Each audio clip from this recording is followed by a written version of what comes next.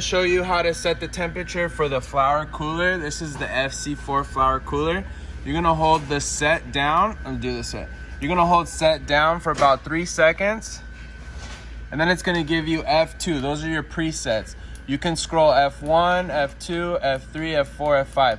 So we're just gonna focus on the first two.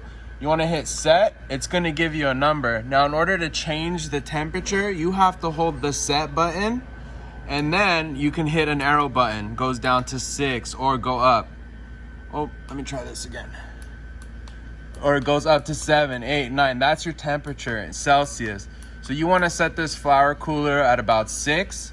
So we'll keep that for that one. We'll hit the set button, and now we scroll up to F2. Same thing, hit the set, it's gonna give you your number. You wanna hold set, and then come around this side, right?